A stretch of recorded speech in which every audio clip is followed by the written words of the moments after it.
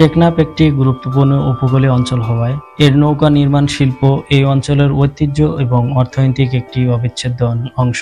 এটি মূলত কাঠের নৌকা নির্মাণের জন্য পরিচিত, যা স্থানীয় মৎস্যজীবী এবং পণ্য পরিবহনের জন্য ব্যবহৃত হয়।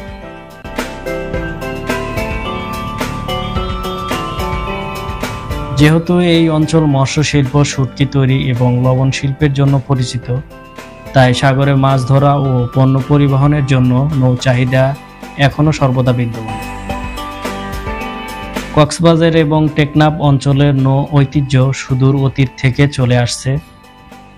বিশেষ করে মগ, আরাকান এবং পর্তুগিজ ফিরিঙ্গিদের নৌ দাপটের সময় এই অঞ্চলের কারিগররা বিভিন্ন ধরনের নৌযান নির্মাণে বিশেষ দক্ষতা অর্জন করেছিল।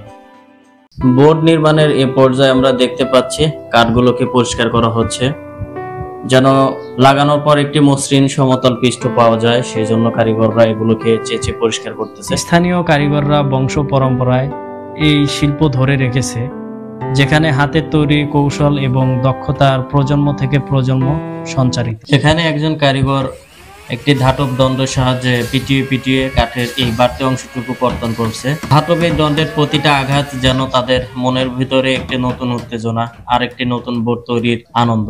আরো যদি আমরা একটু ভিতরের দিকে লক্ষ্য করি তাহলে দেখতে পাবো এই বোটটির ভিতরে একটা বড় অংশ জুড়ে একটা চেম্বার তৈরি করা হয়েছে, যেখানে তারা মালামাল সামগ্রী রাখেন এবং সুরক্ষিত থাকে। টেকনাফের নৌকা নির্মাণ শিল্পে সাধারণত ঐতিহ্যবাহী পদ্ধতি অনুসরণ করা হয়, যেখানে আধুনিক প্রযুক্তির চেয়েও কারিগরদের দক্ষতা বেশি গুরুত্বপূর্ণ।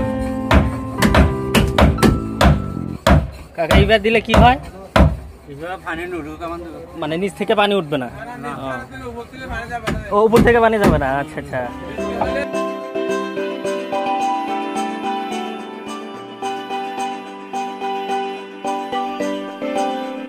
এখানে সাধারণত সাম্পান ছাড়াও বিশেষ ধরনের মাছ ধরার ট্রলার তৈরি করা হয়।